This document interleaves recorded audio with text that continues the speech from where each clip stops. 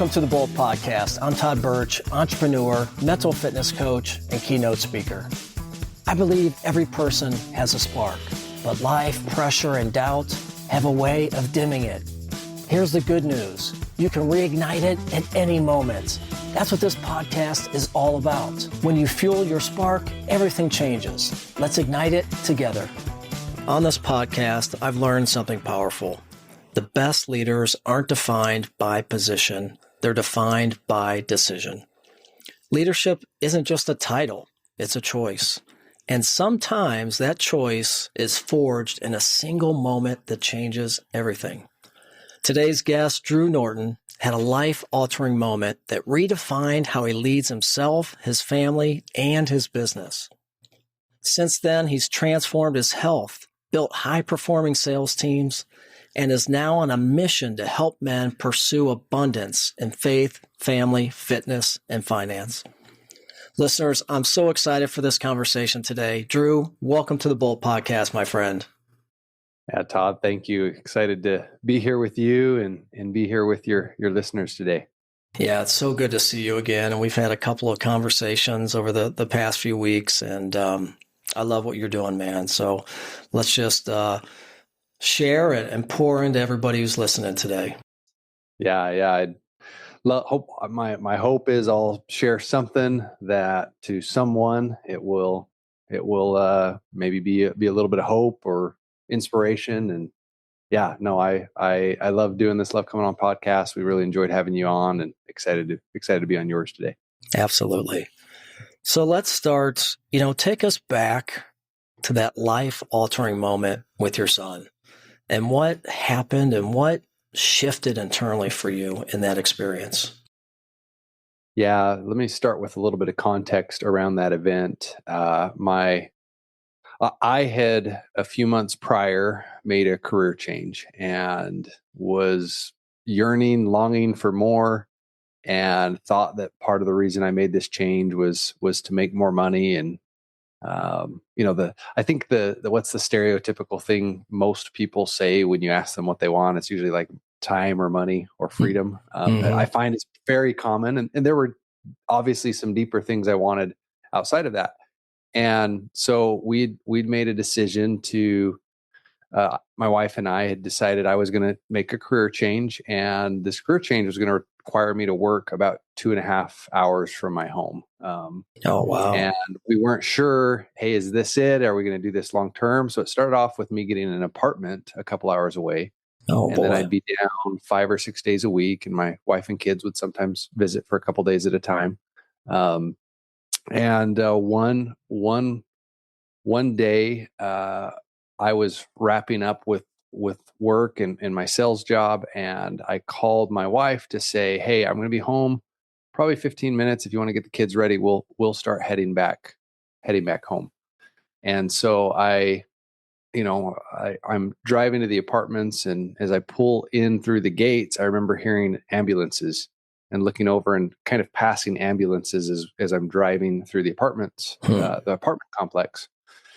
And when I opened the door to the apartment, in over that 15 minutes, some scary things happened. I opened the door, my stomach dropped. I just felt, it was terrible, because I just saw my wife and our 6-month-old son. My 6-month-old son's laying on the floor. My wife's in tears over him. My son's barely breathing. He's wheezing. I can tell something's wrong. And it seemed about as quick as I opened the door and stepped in, that ambulance and the paramedics were rushing in behind me to take our little boy to the hospital. What had happened over those few minutes is when I called my wife, she decided, okay, let me go get the baby up. And he'd been sleeping in a little a pack and play, or basically a little portable crib. Yep. And when she went to pull him up from the pack and play, he was limp. He was face down. He was limp. He was gray. He wasn't breathing. He wasn't responsive. And she immediately started performing CPR on him. And if we had time, I could probably spend an hour just on this story and all the miracles and the ways we felt God, intervened. the good news is he's okay. But what happened in that through that time is when they took him to the hospital, he was misdiagnosed with a heart condition. So for the next 6 to 8 weeks, at any moment we were afraid, hey, could this just happen again? And so grateful he is okay. What it turned out and what we believe happened now is we knew he'd had a hernia at the time, and he was actually scheduled for surgery. And he'd rolled over in the pack and play. And after inspecting the pack and play, there was one of the slats at the bottom was broken. And we think what happened is he got his face caught in that broken slat and probably just couldn't lift his head up out of it and was suffocating to death. Oh my God. And so grateful the story ends well. He just turned 7 years old. He's happy and healthy. But my wife, she really struggled through that, and it was very, very traumatic for her. And she went through, she went and got professional help, to process that event. And, we believe prayer was a big part of it, but it took a couple of years before she was back to normal. And one thing I noticed though, through that event is because I had made this career change, I had really doubled down on my own personal development through that time. Paying for training, reading more, watching more YouTube. Most of it was sales focused, trying to improve my sales skills, because I went from a sales job where I was W-2 and commission to salary and commission to commission only. So I was like, I've got to if I'm making this big leap and we're going to make a sacrifice and some changes, I'm going to make this work. And what was interesting, I noticed over that next year and a half, my wife and I had some of the best conversations we ever had. I felt I was doing a better job of listening and communicating than I had previously in our marriage, and just started to realize, man, all the work I've done to get better at my job and my ability to sell is actually helping me communicate and helping me help my wife process what she's going through and help her talk through things. And I'm listening better, and just had this realization that, man, the more I work on me, the more it actually helps everybody around me. And I don't say that to say I healed my wife or I'm the reason she's doing better now. I think there's a lot of things, and I recognize that 6 months prior, I wasn't ready to. I wasn't the husband she needed, and felt like as I worked on me, I was more prepared to step up and help her. And then that led to I continued to work on me, and that's led to success after success. I lost 100 pounds.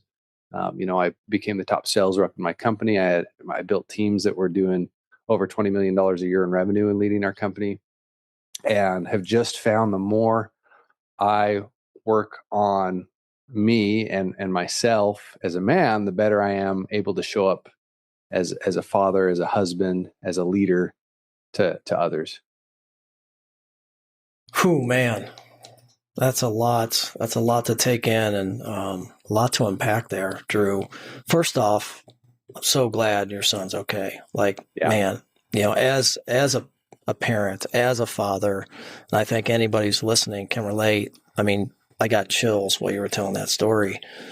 And that's certainly the type of traumatic events that will provide an opportunity for us as humans to take a deep look and say, maybe I need to make some changes, right?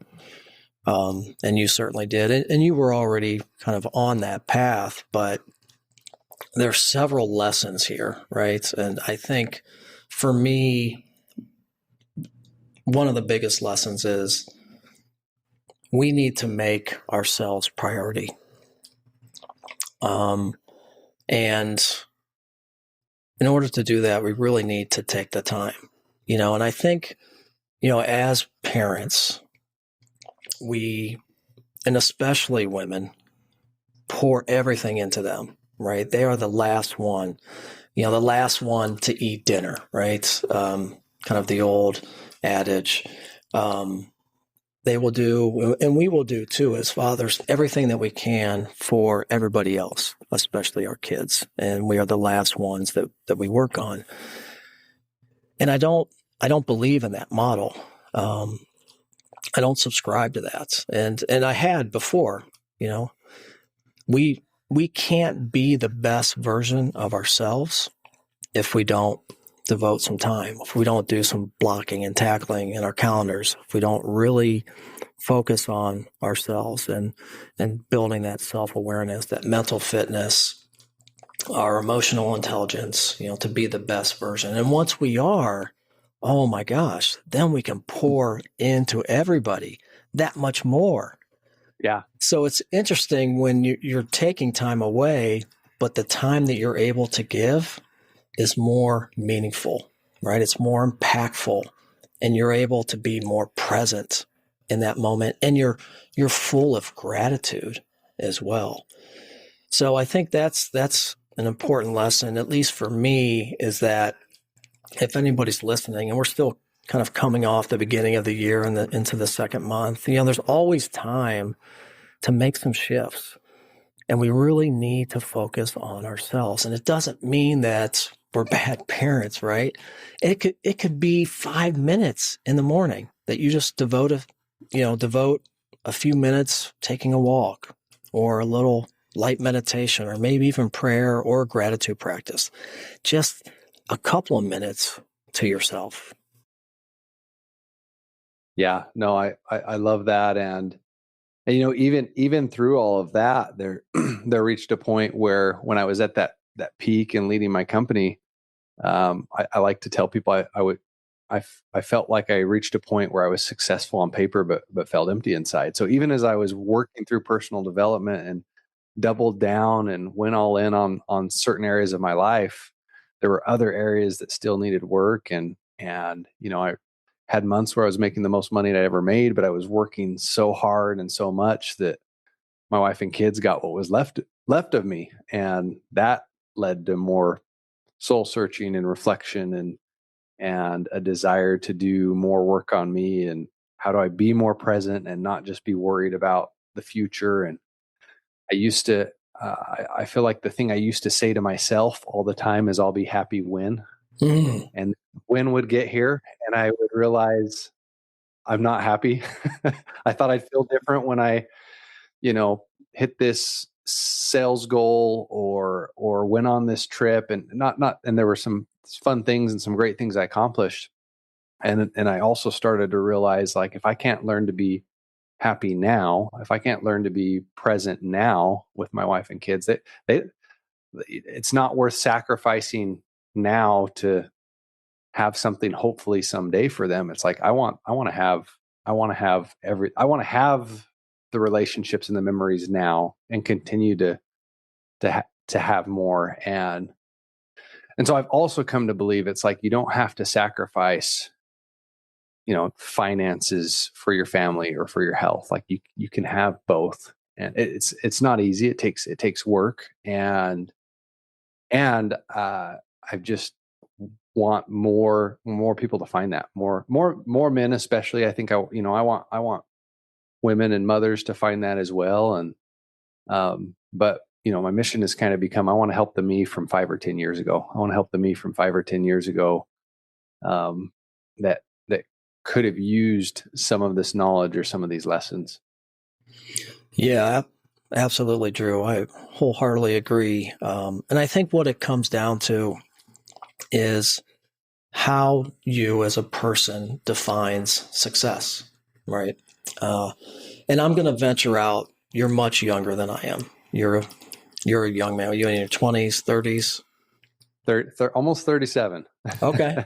Okay, a little bit older than what I thought. Still, you're a young man, right? And in your career, and I love that you're focusing on men, because I do agree with you. I believe that men in particular need help. But first, they need to be able to raise their hand and ask for it, and be okay with that. And be okay with getting vulnerable by having tough conversations and looking within. It's not a weakness. In fact, it's just the opposite. And when you do, you're going to be so much more successful. And again, what is success, right? So when you're younger, when you're in your 20s, and Drew, I was the same way. I'm working my tail off. I was blue collar, working my way up the top, and you don't have anything. And I didn't grow up for much, and I wanted big things. I wanted the BMW, and I wanted the nice house with the picket fence, and the kids that do well, and an awesome wife, and moving up the ladder into higher positions, leadership positions, VP, so on and so forth, right? And you're right, those things do come with some sacrifices, but we need to be careful not to lose ourselves in the journey, in the process. And as you get older, your priorities change, right? The season in life changes. And what you realize, hopefully, is that the one unrenewable resource is time. That's time. That's it, man. You can't buy, nobody can. Elon Musk can't buy time back. So all the money in the world. So that is what we need to cherish. And that, if you can really manage your time, that to me is where success is defined. That time spent with family, because it goes by so fast, especially if you have kids. The time spent with friends, with your partner, with your spouse. You can't get those things back. And, you look at a lot of these successful on paper, right? These CEOs of global companies that have won all these awards and have these, these great revenue profit margins for these large companies. And then on their deathbed, they have tremendous regret. Yeah. You can't take that with you, right? So I think it's really important for you to look inside and define really what is success to you. And are you going to have any regrets? I love Stephen Covey. He always says in his book, start with the end in mind. How do you want to be remembered? And what do you want to accomplish? What are people going to say about you? And it's a little morbid to think about, but it does put things into perspective. And are you going to have regrets? I wish I would have done that. I wish I would have taken a class, spent more time with my kids, made all the basketball games or whatever. And yeah, we're not perfect. And if you're really working hard and trying to get somewhere, it is going to take some sacrifice, but it doesn't have to come with losing yourself and losing all that valuable time. So finding something you love to do that's making an impact and working for a company that aligns with your core values and has that flexibility and freedom and that family first principle, right? So sorry, I went on a little bit tangent there, but it's great. What are your thoughts on all that? Yeah, I think that's all so important. I mean, even there were times where, well, one, I started to realize, hey, because I'm chasing success, I'm missing kids' ball games and plays and concerts and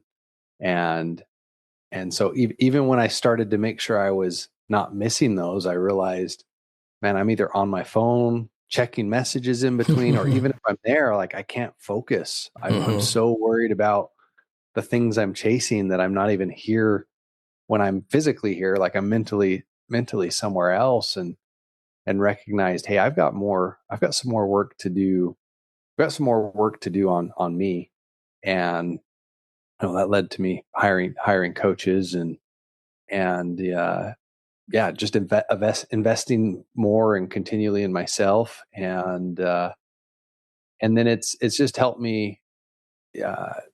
I've partnered with one of my really good friends, and we've been real estate partners for a year to launch our group, The Abundant Man. And the framework we teach is identity, purpose, and battle plan.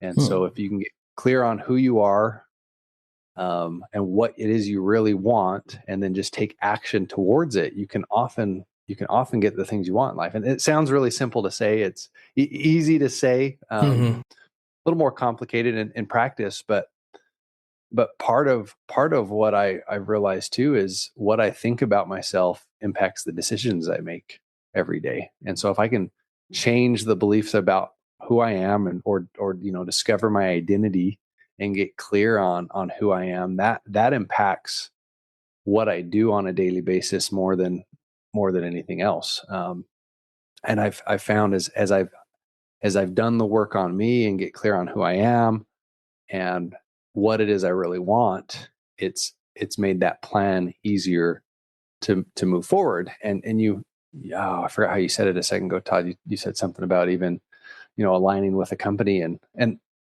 making sure you're working in a place that's aligned with what you want. I think sometimes, you get on podcasts and you feel like, oh man, I've got to quit my job to get what I want. And sometimes that might be the thing. And sometimes I think you can find purpose in what you're doing. Like, hey, maybe I'm in a 9 to 5 that isn't the forever job, but maybe I'm learning a skill set that's really important. And there can be some purpose, even if it's not the final destination you want to be at. So just, I've found that framework has really helped me as I've gotten clear on who I am, what I want, and we call it a battle plan, or just creating a plan to take action that can often help you get the goals and the dreams you're chasing. Yeah, absolutely.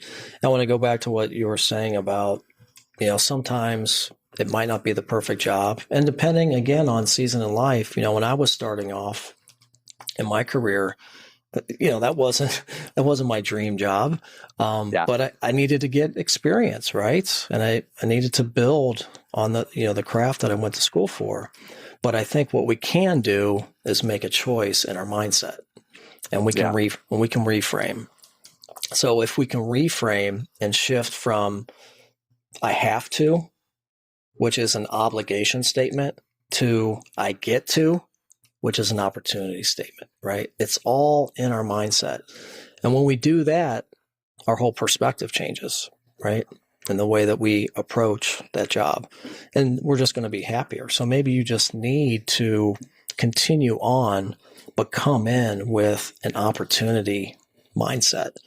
And not so much, I have to do this as an obligation, because you're just going to be in a negative mindset. You're going to be spiraling, sabotaged, most of the day, which is not good for you or anybody, that you serve. So, but Drew, I want to go back to losing 100 pounds, because, man, congratulations. There are not many people in the world that can do that. I mean, that is a tremendous feat, my friend. So I want to, just dig into that a little bit, because one of my focuses as a speaker and a coach is getting people to embrace change and really choose growth over comfort. And that's not an easy feat, right? So take us through, the cliff notes of what made you want to do that, and how did you do that? What was that first step like? Because to me, I think about that and it just sounds so overwhelming. Like I'll never be able to accomplish that, right? And I think that's where most people get hung up. There's just no way, it's not possible. So what were the shifts in your mindset, or some of the small shifts in action that you took to make that happen? Yeah, great question. And I don't know if it was more impressive that I gained the weight first, or or that I lost it. We were talking about my height, our height before we started the episode, and I'm about 6'3". I graduated high school at like $155. Like I was, just skin and bones, basically coming out of high school. And, it happened slowly. I didn't gain that weight all at once, but you go into college, you gain a little weight, you get married, you stop going to the gym, you have little kids, and that's like, maybe I haven't had teenagers yet. So I guess maybe I can't say this, but little kids is such a hard time of life when you're a new parent and you've got 2 or 3 little ones. Mm-hmm. and just that happened over time. But I remember, to your point, like if someone had told me I could have lost 100 pounds, I'd have been like, yeah, that's impossible. Or one of the goals was to get a 6-pack. It's like to do that, I would have been like, yeah, that's impossible. And where it actually started though is I have to go and lovingly blame two different people for helping me get there. One was my brother, and he went on the carnivore diet, lost a bunch of weight. And I remember thinking, well, I like meat and it's a simple diet and I don't like to cook myself. So I was like, I think I could do that. And so that was kind of one of the first starting points for me, was just starting to change the way I eat. Now, I actually don't recommend the carnivore diet for most people. It's something I did for a while. It worked really well. I probably lost about 60 pounds just from doing that. And then I'd go kind of be on carnivore and keto. I'd get off of it. I'd gain 30 back, so my weight would kind of fluctuate a little bit. And I kind of developed a bad relationship with carbs. And my view of food, although it was helpful, it helped me kind of create some discipline and more self-control doing that. I also thought, hey, if I can't eat any carbs or I'm going to blow back up, and that's simply not true. But it started with just seeing somebody else do it, seeing someone close. I have this thing we say in our men's group: belong, believe, become. Like when you feel like you belong somewhere, it helps you believe in yourself. When you believe in yourself, it helps you become something greater. And I think just having a brother do that I felt like I belonged to helped me believe I could do it. And then it helped me become something greater. But the other half is I had a buddy that just dragged me to the gym and basically said, let's go in the mornings. And I started going at 5 o'clock in the morning. And so those two things didn't happen at the same time. And eventually where I feel the biggest shift happen, and I feel like a lot of times with weight loss, and this could be any goal, we come up with this to-do list and it can be overwhelming, especially when the beliefs about ourselves don't line up with the to-do list, if that makes sense. If I believe, hey, I'm overweight, I don't have a lot of energy, I'm not motivated to go to the gym, and then we try to do things that contradict what we believe about ourselves, even if they're good for us, it makes it really, really hard.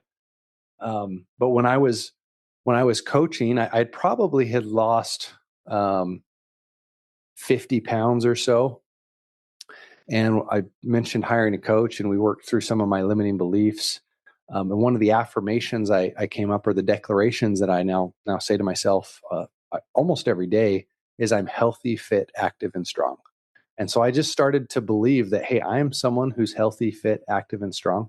I wear a Fitbit, and if I go back to that time when I started saying that myself, like my step count actually doubled. Which there's probably some of that. I was intending to walk more and move more, but it was interesting how I can even see when I started saying that to myself, like a lot of things became easier when it came to my health, because it was no longer, I have to go do this. Like, no, I am somebody who's healthy. I am someone who's fit. I am someone who's active. And that doing became easier because I was just being who I believed I was. If that makes sense. And that led to me hiring a fitness coach, and he helped me lose another 40 pounds, which I would have thought was near impossible. I got down to about 5% body fat. I've added some back on intentionally. We just got done doing a bulk and getting ready to start another cut. But I've really come to enjoy my health and who I am. And a lot of it has just come from changing the way I view myself. Oh man, that is so good. So good. And I love that this was a process, right? Well, how long was this process? 6, 12 months? I lost 50, 60 pounds in the space. That first amount of weight loss happened fairly quick on the carnivore diet. It was probably 6 months, but it was probably over 2 or 3 years that I lost that amount in total.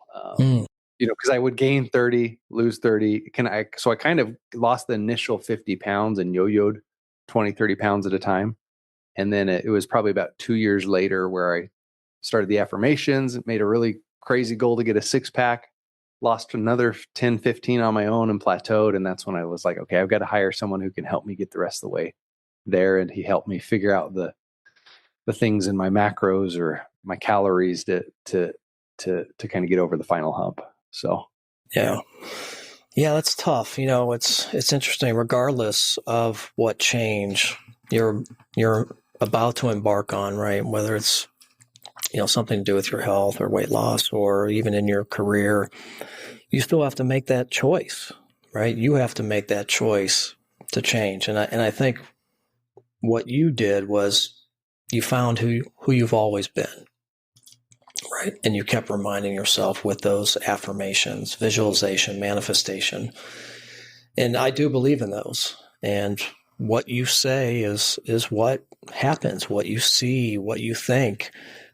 It's just abundance. It's there. It's going to happen. What you put back in the world does come back to you.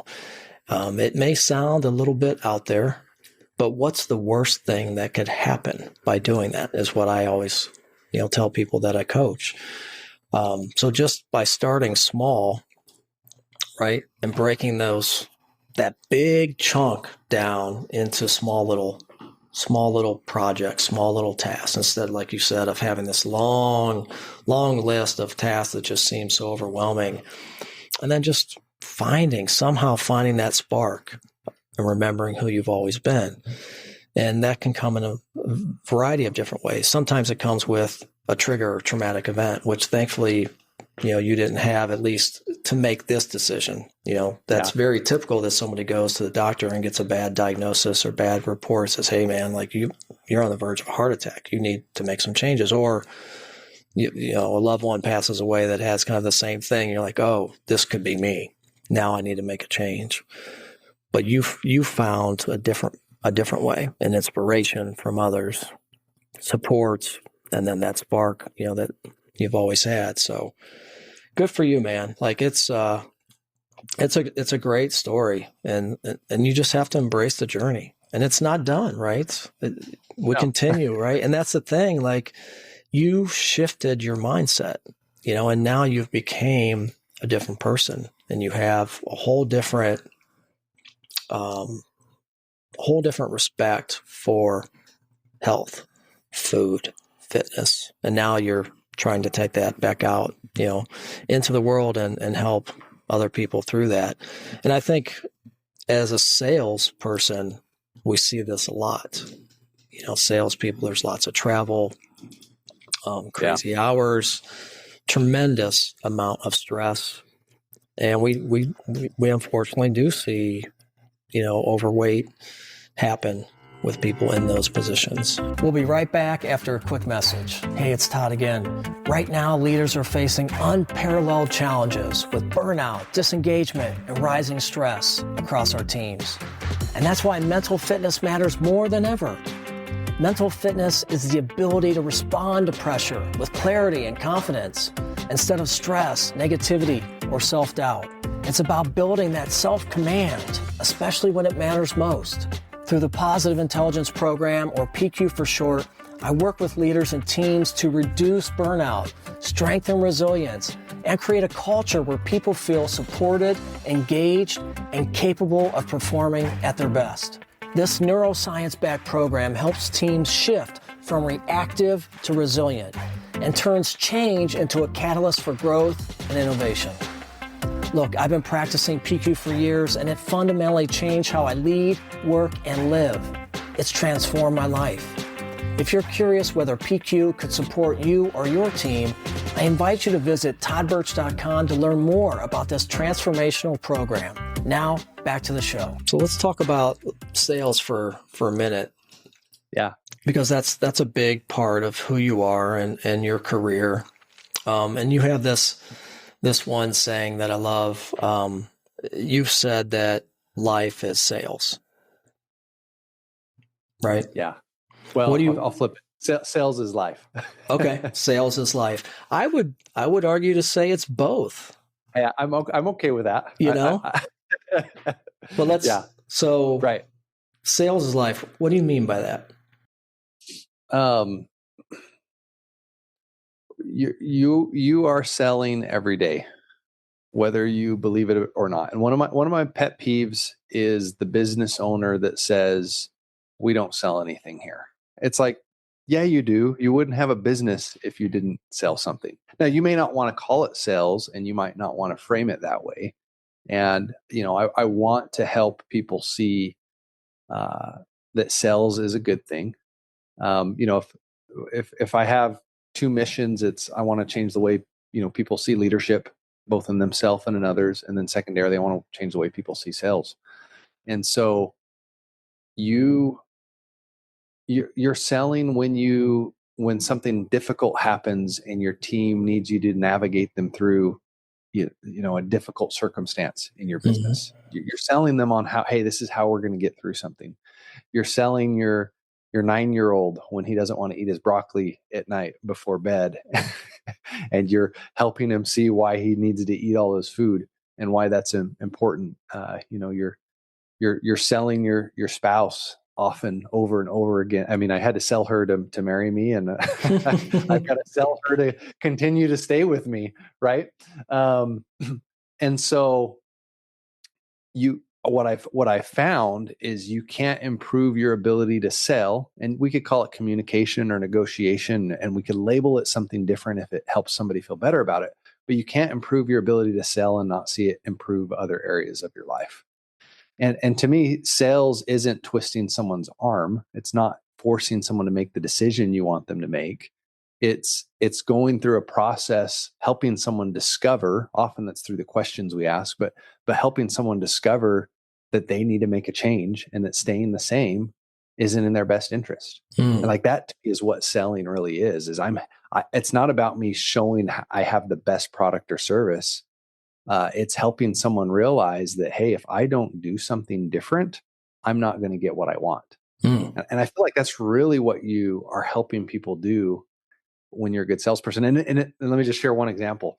If you think of a good sales person or leader or sales rep versus a bad sales rep, when I think about sales experiences I've had that weren't great, I can attribute part of it to the sales rep. And you'll hear people say things like, oh, he twisted my arm, or, oh, he lied to me, or, oh, it wasn't what I was expected, or he pushed me over the edge. How often do we hear people celebrate their salesperson when they're extremely happy? Not very often. Usually they say, oh, I decided to do this. This was my idea. I found the great thing. Like I made the jump, right? And often so to me, a good salesperson is helping them through that. And they sometimes don't even realize that salesperson helped them make the decision in the end of the day. And so maybe that was a long answer to your question, Todd, but yeah, it's a topic I love. Yeah. Obviously I could tell you got excited. You lit up. No, I love it. Thank you for sharing that. That makes a lot of sense to me. And, some really interesting points. I think you're right. My wife always jokes, and you're always selling. I'm like, but isn't that what we're always doing? And I think we can really, a lot of us can take this to heart a little bit more as ourselves, right? You are always selling yourself, or you should be, and not in a negative way or in a bad way. I think a lot of times people think of sales because of the car salesman, snaky, right. Snaky oil salesman. But you can still be authentic. You can still be empathetic, right? And I think you can still be servant. Those are the types of salespeople that I think do really well. So there's a whole nother, I think, side to being a salesperson. And I think it's your intent too, Todd. Like if my intent is to help people and that's what's driving me to sell them, I'm going to do the right thing. Some of the most powerful times have been, I think, when I've told someone, you know what, I can't help you. This isn't for you. I'm going to recommend you go somewhere else. Mm-hmm. And I've had people double down and want to work with me even more when I've told them that, or I get referrals from them, mm-hmm. Or just they're thanking me because they, I give them a connection that's really important. Mm-hmm. And once again, I don't think that selling people is about getting someone to say yes to your thing every single time. Sometimes it's, it's just finding out, is this for them? And if it's not, you don't sell it to them. Right. And that's okay too. Like it's okay. Oh, it's okay to do that. Like what I want to help people do, I want to find out if I can help them. If I can, I'm going to do all I can to get them to say yes. Um, and if they can't say yes, I'd rather them just say no and not drag it out and Right. Right. and move forward. So Yeah, I love it. And that goes back to just being servant, right? And helping. And you'd be surprised, Drew, I've done the same thing over the years. And not everybody's a good fit. And part of being a good business person or a good salesperson is understanding that, right? Really finding the right clients. But there is an opportunity to plant a seed and to be servant and to help somebody. So just by saying, hey, I'm sorry, this might not be a good fit for us, but I have a few people in my network that might be a better fit, and I'm happy to introduce or make those connections. And you'd be surprised by how excited and happy people are, because I don't think a lot of people do it. I've had several people say, oh, man, thank you. Thank you for doing that. I appreciate that. And then next thing you know, their business grows, right?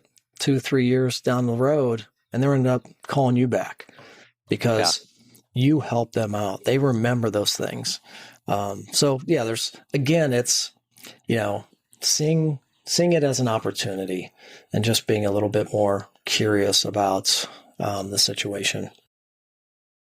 yeah, in fact, I just as an example, I had a man reach out to me last year, probably 8 months ago, interested in some coaching and some one-on-one help. And we met together and he was looking at acquiring a business. And I told him, you know what, right now and what you're doing, like, I don't think you need a coach. I think this is what you need. Let me share a couple resources with you. He ended up not buying the business. And I think it was a good decision. There were some red flags in that business, but came back to me the end of the year as we launched our men's group and came back to me saying, hey, I'm interested in this for me. And as we talked through, I did make the invitation to him, and it wasn't easy. And there was, as with a lot of coaching programs, there's a financial cost to get started. And I was able to be really bold with him and invite him, and he's experiencing amazing results so far in our group, in our community. But he came back, and there was a level of trust there. I think partially because I told him the first time, like, hey, we're not ready to do this together. You're not ready for this, and what you're going through, you actually need some different help right now. And I think when we show up and serve people, it comes back and pays us at the end of the day. Sometimes right away, sometimes it's 6 months down the road or longer. Right. Seeds planted, my friend. Yeah. Seeds planted. Let's talk a little bit about abundance, because this is something that you mentioned a lot. So what does abundance really mean to you when we talk about, especially in the 4 or 5 F's that you talk about: faith, family, fitness, and finance? Yeah. A lot of this is faith-based. I believe that God wants you to have abundance. He wants me to have abundance. And often what keeps us from having it is ourselves. And I don't believe, as a man, as a husband, as a father, I have to choose between those different things. I think sometimes society tells you, if you want to have a successful business, you've got to grind and sacrifice, time with the family. And there might be seasons where there does require a bigger effort, spent in the business than with the family, or your health, or whatever it is. And so I believe it's okay to want things. As a Christian, I see a lot of Christians who have guilt around wanting more, like that they're being greedy, or it's not humble, or it's not okay. And I've also come to found, like, you have to want more to be able to serve people more. Like you can't do more you can't give more time to others if you don't have any time to give. You can't donate or you be charitable with money, for example, if you don't have any money to give. And so I think it's okay. In fact, I don't think, I know it's okay. And I want people to realize, hey, I can want more in my life, and there's nothing wrong with it if my intention is to do good and bless others. And when I think about some of the most successful people in the world, let's use I just want to use Elon Musk for example. And whether or not somebody likes Elon Musk, that's a different story. We won't get into who he is as a person or what his beliefs are. But if you think about what it is that he wants, he wants to get everybody to Mars or make that possible. Right. And that's such a crazy big thing to want or desire or to get. But he has a dream that's so big. Look at everything it's created.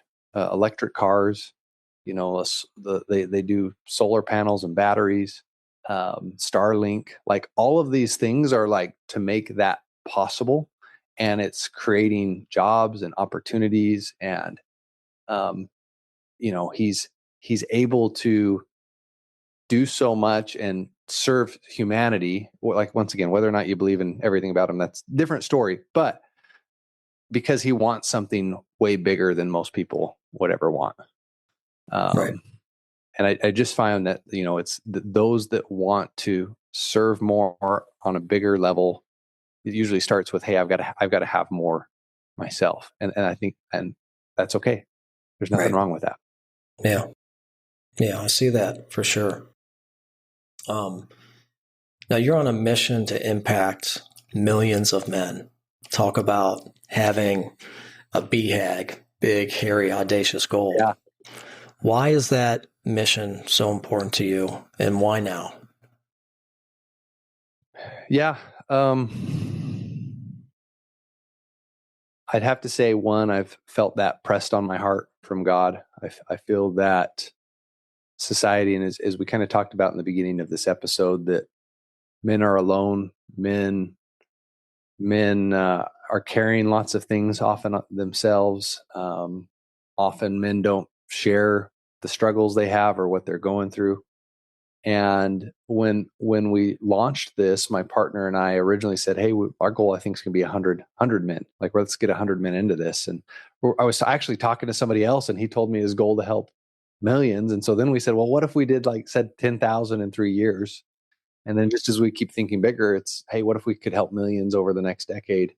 And we're early on, right? So that is a big, hairy, is it audacious? Mm-hmm. What's the A? Yeah. Yeah. Audacious goal. We've already started to attract amazing partners and amazing people that want to be a part of the mission with us, that I don't think would have happened if we just said we wanted to help 100 men. And so I've also found, as you talk about what you want and you share that, there's going to be people that look at you like you're crazy. Once again, is Elon Musk crazy for wanting to get us to Mars? Probably. And look what it's creating. And so at the same time, it's, as I have said, I'm going to be more open about sharing the bigger dream that I have.